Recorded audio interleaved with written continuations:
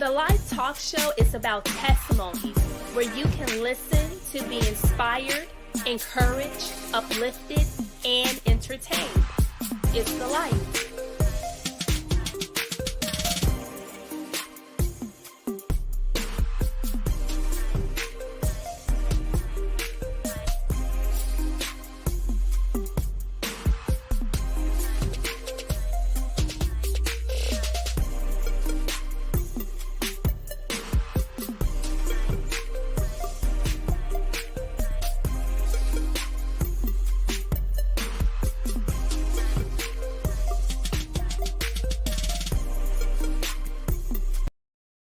Good morning, everyone. Thank you so much for joining us. My name is Ashley Cotton, the host for the Life Talk Show. And today with me, I have Miss Courtney as my guest. And before I read her bio, you already know what this is. This show is about testimonies. I like to invite different people to come on to speak about their experience, their walk, their relationship with Jesus Christ, and all the things that they've been through. So someone can be encouraged, so someone can be inspired, right? We're all in this together. And so it's just nice to be able for people to come on and share their story, their testimony, whatever that may be, that they want to glorify God. This is all Holy Spirit filled. There's no gimmicks. And so without further ado, in 2014, former athlete and dancer Courtney Lorraine was preparing to graduate with a degree in theater and dance with an art minor. Senior year of college, she sustained a traumatic brain injury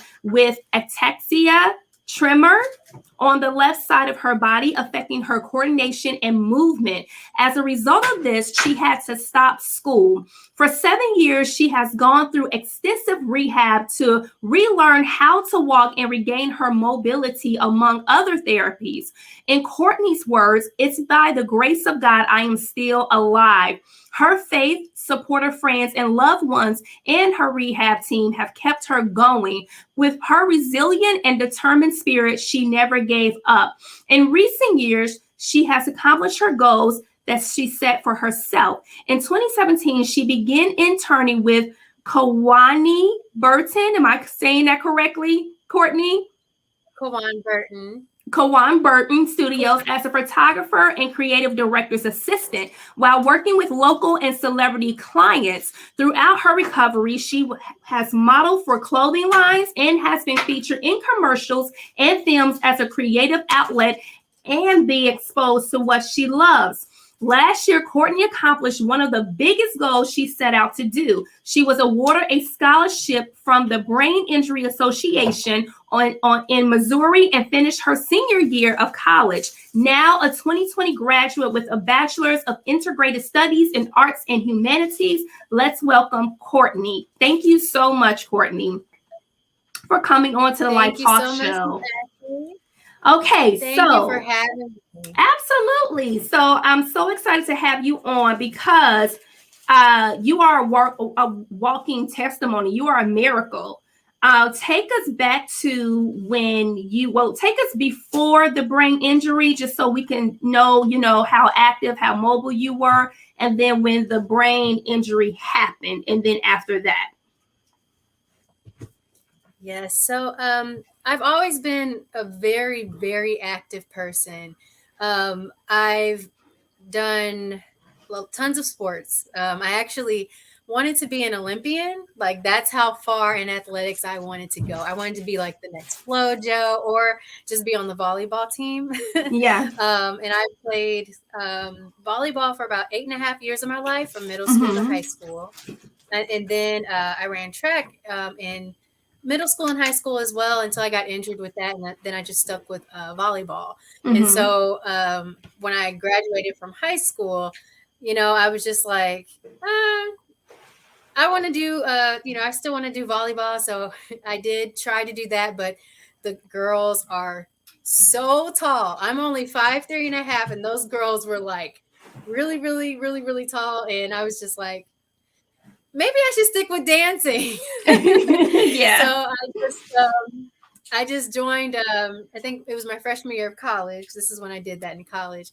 And we had something called the Murray State Dance Company when I went to school in Murray, Kentucky. And my freshman year, I joined the dance company team on campus. And then I ended up just dancing and being in a lot of shows. My minor at the time, or excuse me, my major at the time was actually art.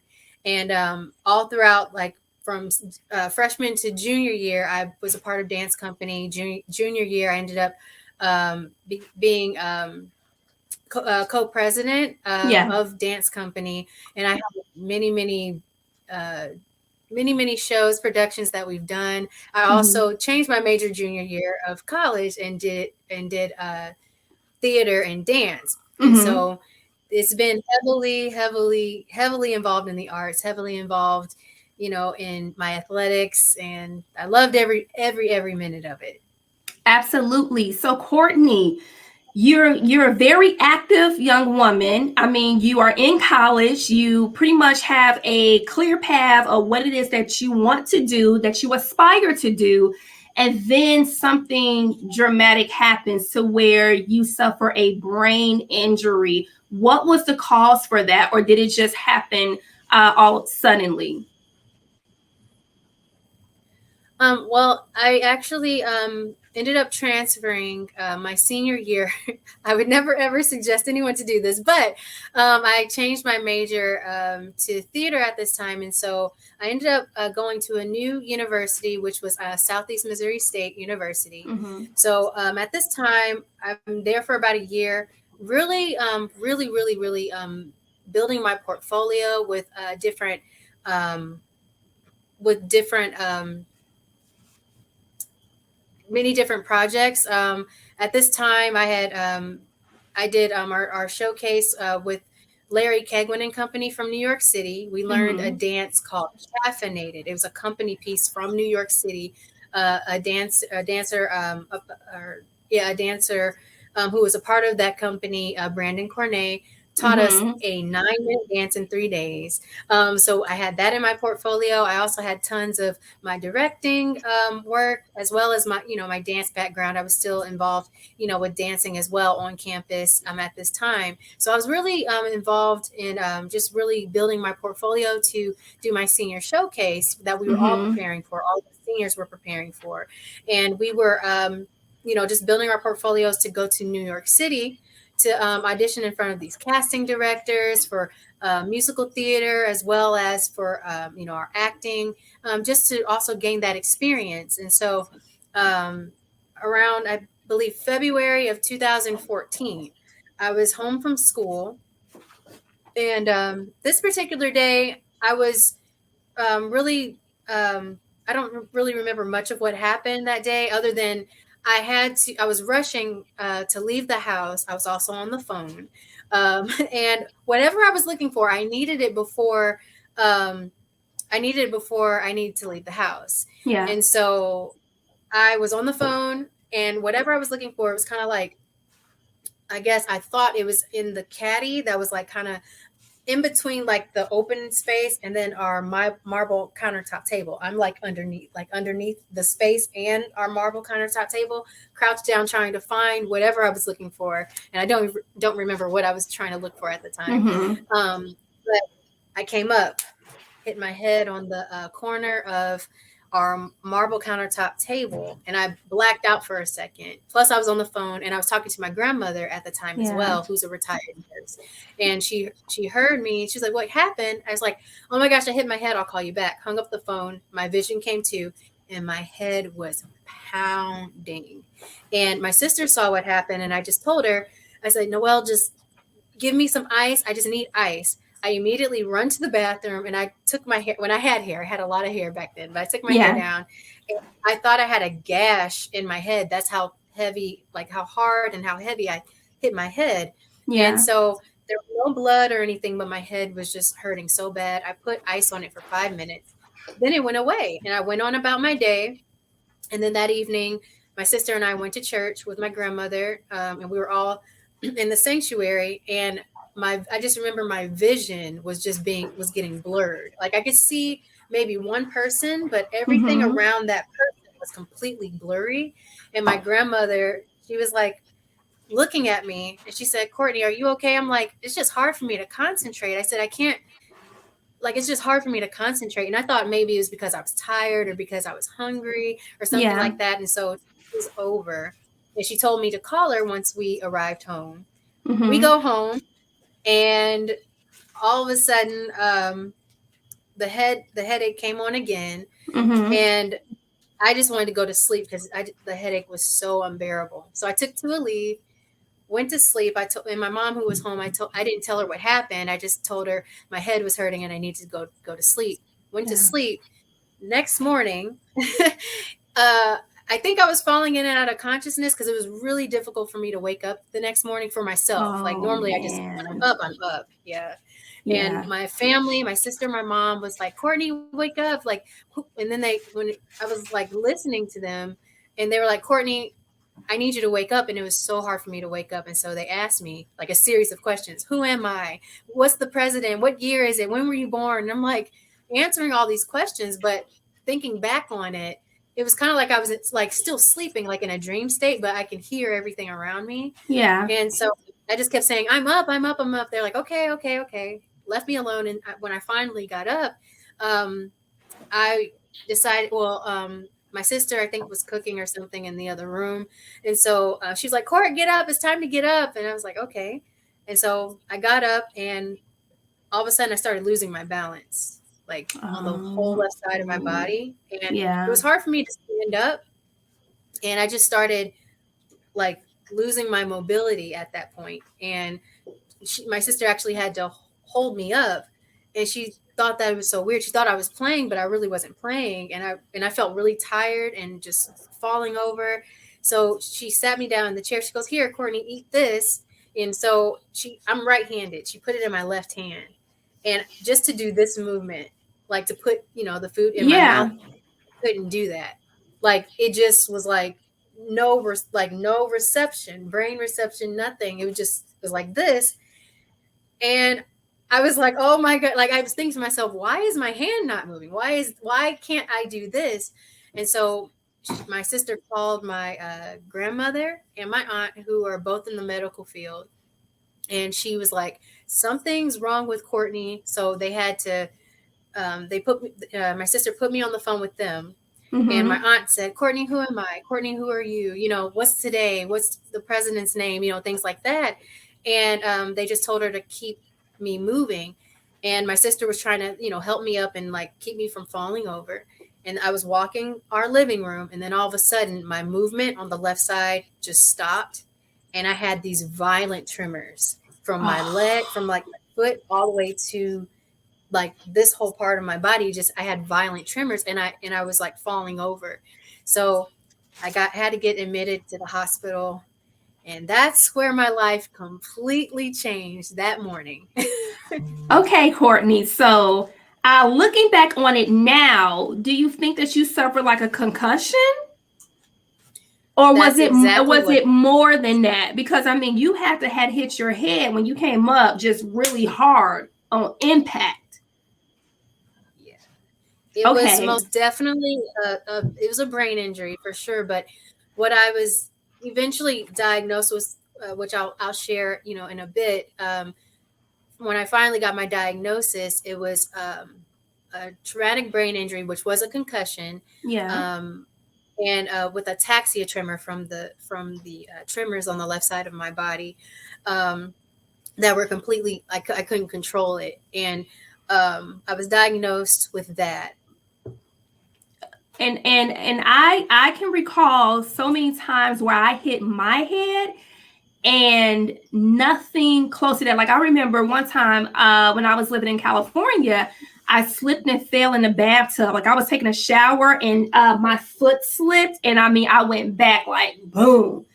And I was like, oh my God. And I mean, nothing happened, unfortunately. I mean, thank God, nothing to close to, what you experienced happened. But I remember a couple of times I was trying to like unscrew a light bulb, trying to change it on top of a table. And the table was a little wobbly, and boom, there I went. So I've had a couple of head injuries of, of falling, but nothing to the extent where you experienced where it was a concussion. And so now that you are in the emergency room, you're in the hospital, and they're diagnosing you with, concussion and, the tremors. At this point, you said that your life changed. What was that change? Well, everything in my life changed, to be honest with you. Gosh, looking back at, it's been 7 years. So actually putting myself back in that moment, I didn't really understand what was going on for myself. I was like, oh, I'm fine. Like, I just want to leave. I don't want to be in the hospital, but obviously I'm just trying to, like, I started having disconnects. And while in the hospital, I started realizing, oh my gosh, this is not good at all. Like, I couldn't even put my hands together just to wash my hands. Like, when I put my hand, like, try to put my hands together, and the water is like, Yeah. the faucet's going. And I try to wash my hands like this. I didn't have the coordination to even put my hands together to do this. Also too, eventually, like I said, my movement, it wasn't there anymore. I couldn't, like, I had to be in a wheelchair. And when I got home after they took me out of the hospital, I actually had two opinions at this time. This is before I was diagnosed with the ataxia tremor. I had two opinions. And one doctor was saying, oh, she's a college student, it might be stress induced, she'll be better in like 6 months. And I was really hoping for that. I was like, yes, please be better in 6 months. But another doctor was like, no, like, she's having issues with her movement. She hit her head, and this is beyond my expertise. She needs to go be transferred to another hospital, which it was, the hospital was Barnes Jewish Hospital, and to see the movement disorder specialist, and be transferred from that hospital to the other hospital to really be seen about it. And because of those different opinions, but with my care, something's happening. Can you still see me? I can hear you. I can hear you. Yeah, it's good. Okay. I'm so sorry. The screen kind of went dark for a second. I was like, oh no. Oh no, I can see you. Okay. So I had two different opinions, and the doctors agreed to have me do outpatient therapy, which at that time took me 3 months to get into a therapy facility. And my aunt really worked with me at home to do, the exercises, like, it's so much, like picking up a cup and putting it to the side with my left arm only. Also doing physical therapy to, keep myself active. I had like a whole chart that we would have to do, but I kept having headaches, and then I got vestibular issues. Like, it was like the list that was on, like, if you see concussions and the list of symptoms, I had probably all of those symptoms, except for like the smell. Like, I could still smell things. Yeah. But I had some nerve damage that I didn't realize was so big until I'm going through all of this stuff and realizing, like, my life is completely different. It's so different now. And I had to go through many years of physical therapy. And like I said, at that time, I couldn't even walk on my own. I had to be in a wheelchair. Okay, so now that you cannot walk on your own and you're in a wheelchair, and pretty much you have to relearn just basic things that you were doing once before. So what is your thought process? What is your family saying to you as a support system? What are you thinking regarding your relationship with God at this point? Like, are you seeking him? Are you thinking that this is just the end for you and there's no hope, or were you hopeful at all? My support system, which was my family, really my family, and I had some friends that came through just to see me as well. I also lost friends too. I had a lot of loss in this time as well, which was also hard for my family to see. You know, some of the people I thought would be there weren't, during the process. Maybe in the beginning, yes, but they all just kind of fell off. So that was hard for my family to see that for sure. Yeah. But we all really band together to make sure that I was okay. Like, I do know for sure when that happened, because I mean, I was literally like at the peak of me, like about to go to New York City, and I really wanted to be a part of film because my at that time I was really wanting to work to be a part of Christian film, like Tyler Perry, and like be in the Yeah. studio and be in commercial work and things like that, and that's what I wanted. But going from what I wanted to do, and what I was really preparing for, and being able to move, and dance and things like that, and just be really, my life was kind of fast paced, but I could keep up with the pace because I'm naturally that way. Going from that to not even walking to having now, my memory started getting bad too. It's just like all these symptoms just started happening, and it went from ground zero. But my family, they were a big support system. I had a lot of people, my church family of Peace, Mm-hmm. up in St. Louis, were praying for me. I had family, friends praying for me, coming over to make sure I was okay.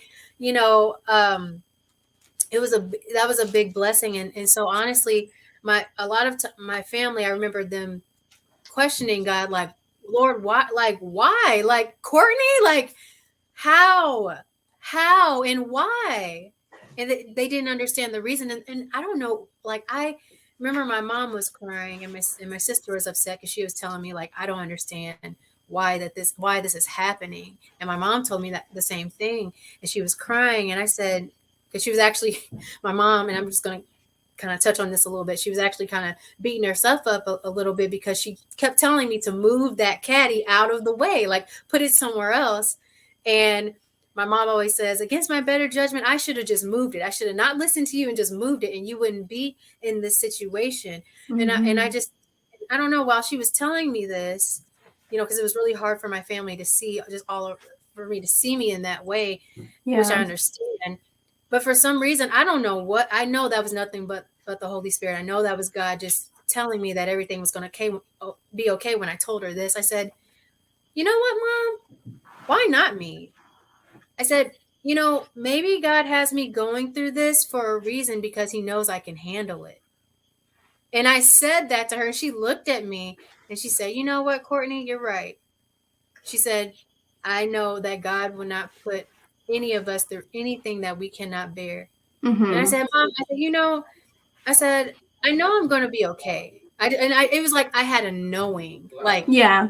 I didn't understand where this was coming from, but I just knew, like I knew that I was going to be okay. I think that was God Mm-hmm. just giving me that comfort that I needed, even though my world was chaotic and things were different. He was letting me know, like, Courtney, I'm here and you're going to be all right.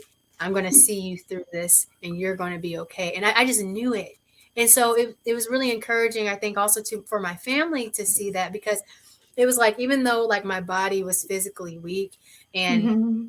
mentally things were like changing, my vision was like really awful at the time too. I had so many issues. I Mm-hmm. still kept going. I still kept going. And I know that was God, not only pushing me and strengthening me from the inside, like making my spirit strong, but he also was my comfort in letting me know that he was walking with me every step of the way.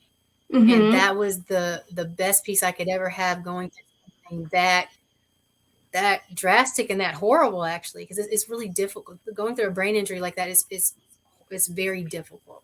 Now, Very Courtney, difficult. what I want to ask is, before the brain injury, had you gone through anything to that magnitude, or anything that you had to endure in your own life before that? Or was this like the end all be all, where this was the most traumatic thing that happened to you in your life? Wow, Ashley, that's so deep. I know. I and something interesting. God, he knows his kids, and he has built all of us a certain way for something that we're supposed to do that we haven't even reached yet, right? Right. And so a little bit that's kind of interesting about my story, when I really look back on it, when I was born, I was a premature 2-pound baby out the womb, preemie, little tiny thing, fighting for my life. And I endured a lot of, ever since then, even like in school and things like that, I dealt with a lot of hardship, family hardship. I've also dealt with, also trying to find myself in the midst of chaos. Like, it was really truly my identity that I felt was kind of attacked at a young age.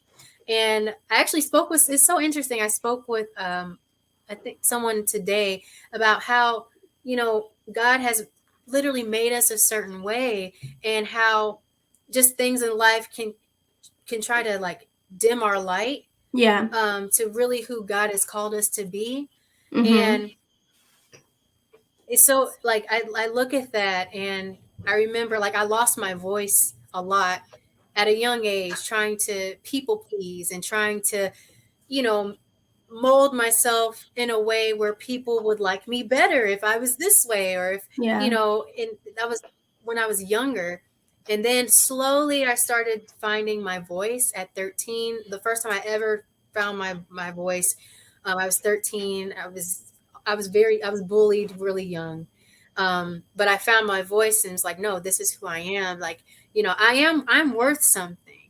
That's right. Worth something, and I'm worth, I'm worth everything. And God loves me, and I need to love myself the way how my family loves me, how God loves me, not what other people want me to be, or what I think other people want me to be. And I struggled with that even all the way up till I was 24, before my head injury. When you're acting, everything is about your appearance. Everything is about how you look. It's how you can act. I mean, you're judged on not only your talent, but it's like every little thing can be picked apart. And if you allow that to, get to you, you can really put that on as your identity. So growing up, I dealt a lot with my identity and my self-value, my self-worth, amongst navigating through a lot of hardship. But I'm very naturally determined, and I'm a fighter. So I'm not going to be down for too long. I'm going to come out the gate swinging eventually. You know, when I come back to who I am, I'm like, you know what? No, I'm not doing this. And so this brain injury, when I really look back at it, I literally found my voice because I had to fight for myself during this time. And I want to thank one person. And it's so interesting because right before this happened, I don't like to sing. I can sing, I just don't like to sing. Yeah. But during this time, I was it was like a voice music class with Judith Ferris. That was my teacher, my music teacher. Amazing vocal coach. I don't really like to sing. It's not really something I'm passionate about, but being on Broadway, you have to be a triple threat, right? So I remember one day, and this is before my head injury now, we were at the piano and she's doing the accompaniment and I'm singing and she just stops. She was like, Courtney, just let's stop. And I was like, oh gosh, she's about to say something and I'm trying my hardest. That was the hardest class I ever took in my life. But she said, girl, where is your voice? I'm not talking about this singing. I'm talking about you. Where is your voice? I need to hear you. I don't want to hear what you think it's supposed to sound like. I want to hear your voice. She said you need to have that loud roof, like that's what she would do, that roof, like that. And I would just start cracking up laughing. But it was so interesting because at that time, again, before my head injury, like it was like a couple months before my head injury, like it was like God kind of telling me through my music teacher. He was like kind of putting something in my ear. Then he was like, Courtney, you're meant to be, you're a fighter and you are meant to say something. Your voice needs to be heard. You have a lot to share. And at that time, I'm just like, I mean, me? what do I have to say? I mean, I didn't go through much. Well, fast forward a couple months later, head injury. Yeah. Okay. So Courtney, through all your life, you've been a fighter. You've had to fight. How long was the process that you had to go through for recovery to get you back to where you are now? Ooh, 7 years. 7 years.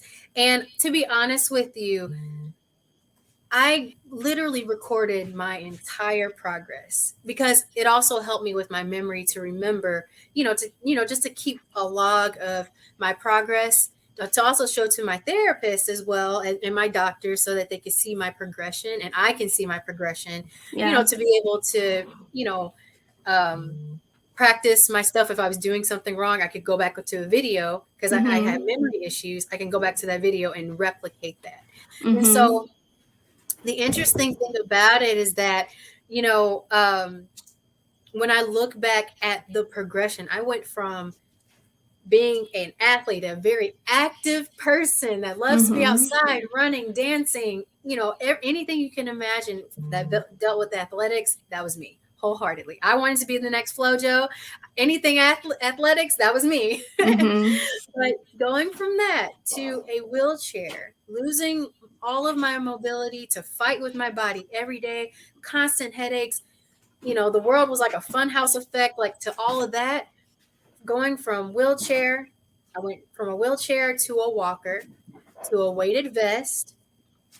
Um, from that weighted vest, because the weighted vest actually helped me when I got stronger. They put a weighted vest on me so that I could, so that the tremors would stop. That weight would actually kind of give me like neurofeedback to the brain of, okay, this is where your arm needs to be in space. This is how grounded you need to be, like that. Yeah. And when they took the vest off, that was another challenge where I had to constantly fight through the tremors, like fight through this painful thing that I could not control and still push past the pain to gain this much progression. And I had to do that every single day until my brain would like reconnect, in the neurons to reconnect where the damage was. And so it was a painful process, and Yeah. I'm still um, progressing, and in other areas as well, like my speech, it Mm-hmm. ended up getting better. My OT, which is moving your hands and your arm dexterities, I progressed from that, but it was that physical therapy where I had to work everything, including the mental part in my speech therapy. That was a daily thing. I couldn't Mm-hmm. stop because if I stopped, I would be right where I was with no progression. And I needed to keep going, but it was a hard fight to fight again, like to fight something like to fight against your own body that does not want to have any that you don't have any control over. So And Courtney, what was your breakthrough moment? What was that moment of triumph? Like, man, I'm doing it. Like, I'm here. Like, what was that significant time for you? oh my gosh, Miss Ashley, I promise you, through this whole journey, every moment I celebrated. I'm not gonna lie to you. Every moment I celebrated because like I remember the first time I was able to finally put a cup in the cupboard, just to put it in there. I Yeah. celebrated that, remembering how to cook again. I celebrated my first meal that I made for myself. I mean, it was like every little thing I accomplished, no matter how hard it was, I celebrated that because I was finally able to do it. And Mm-hmm. celebrating those wins every single time, you kind of look back and it's like, no, celebrate yourself because you're able to do this now. Keep going. Because you have to sometimes, you have to encourage yourself. The Bible even tells you have to encourage yourself. And Yes. gosh, if the world was against me, I was still encouraging myself. I didn't care what my circumstance was like, at that time. I Right. wanted to get better. I Mm-hmm. could see myself, moving again. I actually had dreams of myself dancing again. And I had many, many vivid dreams of me walking, of me running, of me dancing. And I just kept that in the back of my mind like, no, one, God promised me I wouldn't stay in this forever. And also, two, I can see myself doing this again. I don't know when it's going to happen, but I don't care how long it takes. I will get there. And so I And just kept that in mm-hmm. the back of my mind. And Courtney, looking at it now, did God reveal any type of revelation to you as to why you had to go through it? And do you think that you went through it just for yourself alone, or do you think that you were used as a vessel to minister to perhaps those around you? Yes, honestly, that's it. It's one of those things where we go through things, but it's never for ourselves. It's always because God's going to get the glory out of our Mm-hmm. lives. It's like in that hardship, it's like, how did God show up for you? What did God do in your life that kept you going? How did He sustain you? And that's the thing, like in our hard times, He sustains us. Like he keeps us sustained like this. Even when we're weak, He's strong. He's still there, like walking with us every step of the way. Yeah. And I found my voice in this because I had to, not necessarily by choice, because honestly, like I said before, I was just like, I don't like, let me like hide behind, like someone else, let someone else take it. But God's like, no, no, I want you, Moses, to speak. I want you to go out and tell people what I need you to say to them. And one thing I know is that I promise you, I don't really like to speak either. Like I'm actually kind of shy, even though I love to perform and I'm a visionary. I love creating, but a lot of times, I kind of shrink back, and it's because of my own self confidence or me getting in the way.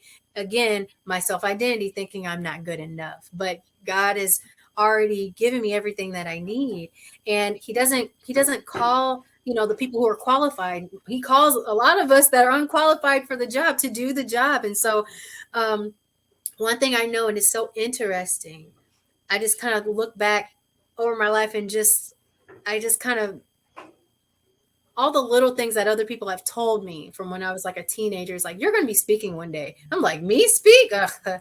I just finally took up theater so I could get out of fear of public speaking. Okay. Yeah. But, I kind of hid behind it a little bit because it was fun. I'm dancing. You're not actually, I'm not looking out in front of a crowd and you're actually like seeing me. When those big lights come on, I don't see a thing. It's just me and my actors to the left and right of me, and we're having fun. But once I see the people and they see me, it's like, Yeah. okay. Yeah. But Yeah. I know for sure that God has literally put me in this position because I realize now that I didn't realize before when I was going through this. And honestly, I didn't even have a support group. There was no one supporting me that knew what I was going through. It was almost like I didn't have that support. I had the support as far as my family being there, but actually someone saying, hey, no, you have a concussion. Let me show you how this is going to play out. If you have these symptoms, do this. If you have headaches, do this. I didn't have that. It was all like trial and error. It was trial and error with my physical therapy team Mm-hmm. in St. Louis. It was like everything was trial and error until we got something that stuck. It's like, okay, this works for you. Now try this. Keep doing it. Keep doing it. It's working. And so now, the group that I was a part of to actually kind of um, get the support that I needed to help me understand what I'm going through, because I didn't have anyone to help me during this time to understand what going through a brain injury was or what to expect. I felt alone in that, and plus, losing some people out of my life, that was hard too. But I went on social media to find brain injury support groups, and I found it's called Pink Concussions, and it's for women who sustain head injuries. And that was the only the only group that I was a part of to actually read all of these women that had sustained head injuries that were saying, hey, this is what I'm having problems with this. Can someone help? And all these women just swarming in and saying, hey, try this, talk to your doctor with this. And I was just like, man, that's awesome. And so now the interesting thing is that I ended up speaking at the brain injury, the brain injury conference with Pink Concussions just last month. Oh, nice. Congratulations on that. Yes. Really, Thank really you so nice. much. Yeah. So just even being able to encourage those ladies and encourage other brain injury survivors, even here in Texas at the brain injury, was it the Brain Injury Network of Dallas? I'm also a part of that clubhouse too. We encourage each other because it's needed. It really is needed, because when you go through something that traumatic, that's not really popular, like breast cancer awareness, like everyone rallies around that. We understand that, there's medicine for that, there's support for that, but something like this that's kind of fairly new, that started being diagnosed in 2005, that's still being, known. Yeah. We need each other, and not a lot of people really know how to navigate through it, because sometimes they just don't have that type of support. And so I know that my voice now is to share not only what God has done in my life, but also encourage others who are going through brain injury to help them keep going, and to bring that encouragement their way, because it is so tough. And the only people that I had, again, were my family, my friends that came. I also had virtual, my virtual encouragements, which were the Pink Concussions group that I joined online. And I also daily, I believe in keeping your mind strong. I was always in the word. I was always in my Bible, always in my word, because I needed my spirit to be strong as well. And I need to hear what God needed to say to me through his word. But as well, shout out to Trent Shelton and Pastor Eric Thomas. Those two, my athletic drive, my mindset is still athletic. I just feel like they're like my coaches, just still pushing me and keeping me in that mindset to keep going. And those two, I kept them on my podcast daily. Absolutely. So what is the voice that God gave you? What is the voice that you have that you are using right now as we speak? Honestly, I'm still finding that voice. I really am. But one thing I know now, it is to encourage others, and to bring advocacy, and resources, and just encouragement, people's well as spiritually too, encouraging others in the Lord as well. That's important. Like all of those things. It's kind of like I think of myself kind of like as that mentor a little bit, to be able to help guide someone else through what I've been through and the things I've experienced. And I'm still finding out what that voice is, but I know right now that's what I'm in right now. And I'm sure the more I keep walking, and the more God keeps showing me things, and giving me insights on things, that voice is going to develop. And I know it's a loud one, because God, he has a purpose for me in that. And I'm not going to lie, I'm scared. It's something so outside my comfort zone. And to be honest with you, I'm not used to this. Like, this is something I kind of shrink back from. Again, remember, public speaking. No. Don't have me speaking to all these people. But acting is cool. It's the lights. I can't see anyone. But once I see your face, I'm making a connection with you. And I rather do it one-on-one. But if God's like, hey, Courtney, go speak to all those people, I'll be like, okay, Lord, okay, I'm going. Okay, let's go. Courtney, hype myself up. what do you want to say to your audience that's watching? What encouraging word or anything that God places on your heart that you want to say? Don't give up, no matter how painful it is. That pain is for a greater purpose. Without pain, you won't be able to get muscles. So think of the breakdown as your gain. You're going to be stronger because of the pain, and the more you push past it, you know that you would be able to accomplish anything. And just know that God has you. Like, you're not going to fail. He's right there with you. Just stay encouraged. Even if you have no one, God is there, and that's enough. But don't give up on yourself. It will never give up on you. He doesn't give up on you. And just keep going no matter what. Awesome. So now I'm going to do my rapid fire questions, which is my 5 or 6 questions that I'm going to ask. And so the first one is, what is your favorite verse in the Bible?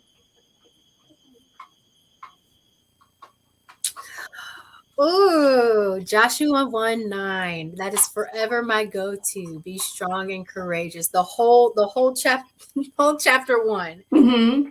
All of chapter 1, Mm-hmm. where it talks about be strong and be courageous. And I keep that with me. Number 2, how do you get into the presence of the Lord?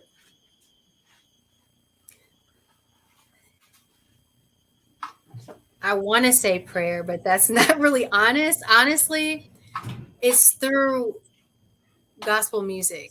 Mm-hmm.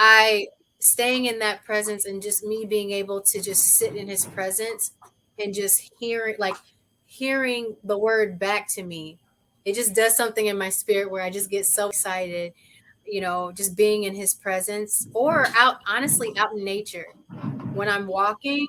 Mm-hmm. And I just look at everything that God has made, and I'm like, wow, Lord, you made all of this, and yet you still find a purpose in my life. Like, you made me for whatever you've made me for, but yet you made all of this. Mm-hmm. And that's how I know that he's close to me with those two things for me. Number 3, what do you think heaven will be like? Oh, I'm so sorry, Ashley. Can you hear me? Can you hear me? I can hear you. I can see you and hear you. Can you hear me and see me? A little bit. It's breaking up just a little bit. Okay. Can you see me or hear me? I have a call coming in. I'm sorry. My phone was ringing. Did you answer the third question? What do you think heaven will be like? Oh, okay. What do I think heaven would be like? Yes.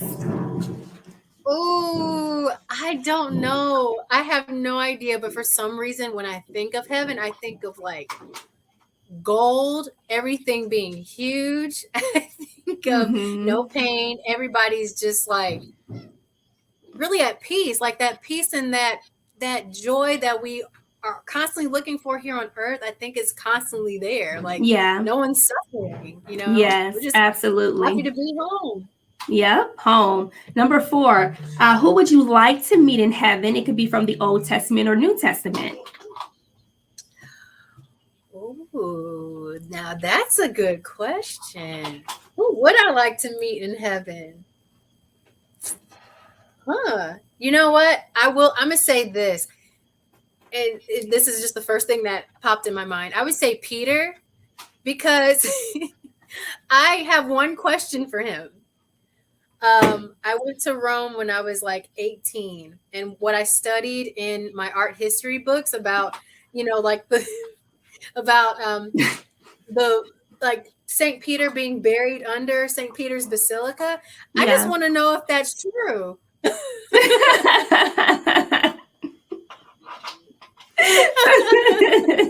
Like, listen, just tell me what happened. Just give me all the details of what happened.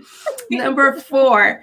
No, I already asked that. Number 5, given the opportunity where you're in a quiet, intimate setting and God manifests himself to you face to face, what would you say to him?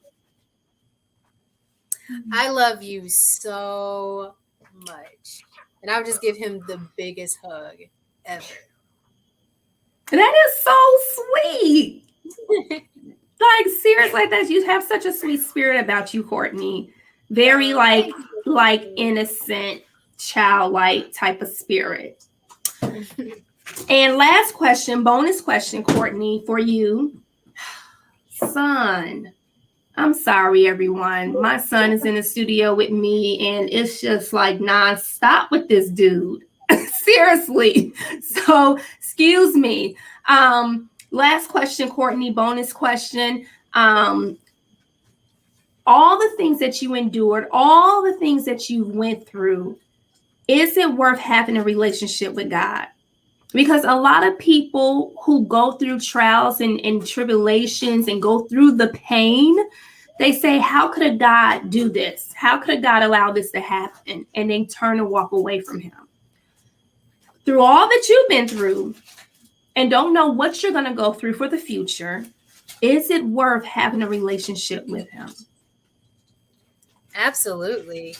And you know, I love to put it this way. Everything that Christ endured for me, literally dying on a cross for me, just so I can have a relationship with him.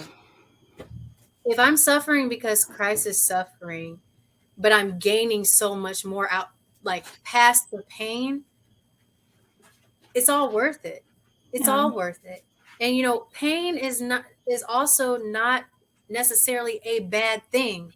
When you exercise and you work out, you're going to deal with sore muscles, pain. You can't even get up the next morning. Yeah. But you know, again, that pain that you endure and you face, it's not forever, but you know, on the other, you're going to gain something out of it.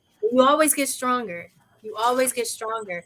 And, you know, for anyone that, you know, has dealt with a lot of loss or hardship or, you know, just anything like that, or they just feel like they can't catch a break, remember that you have a God that loves you unconditionally, who's suffered it all for you. And the little pain that we do have, yes, it does hurt. Yeah. But it's only temporary. Things in this life is going to be painful, but God always promised us that he's going to help us get through it. And also too, that's another question. If we're like, oh my gosh, like, God, why are you letting this happen to me? And I'm so tired of this. Jesus endured so much on that cross to the point where I'm sure he was like, look, forget it. I'm going back up there. Y'all could just look, Satan have at it. But he didn't. He loved us too much. And he really did. He loved us too much. He's like, look, I got people to say, listen, Courtney, I would have I would have called them Legion of Angels. as soon as that one whip Michael, Gabriel. Handle my life. Wait, just be done with all this. I'm telling you. Yeah. But he's a loving God, and he loves each and every one of us, and his grace and mercy endures forever for each and every one of us. Courtney, I just want to thank you so much. Your story has definitely inspired, because we may be looking at our situations right now, the things that we're enduring, the things that we're going through, and every person is different, not to compare apples with oranges, but the very fact that you can have a smile on your face and you're still here to tell your story, to share. And through it all, you can say, I give God the glory.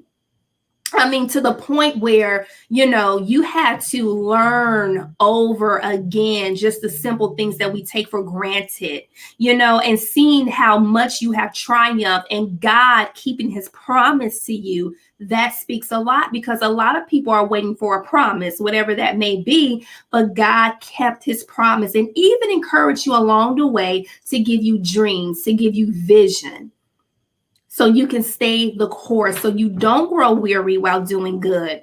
So that's our show for today. I want to thank everyone for watching, for subscribing, for commenting, for, you know, just liking the live talk show. I really, really try to, you know, just bring diversity with people's stories so we all can be encouraged, you know.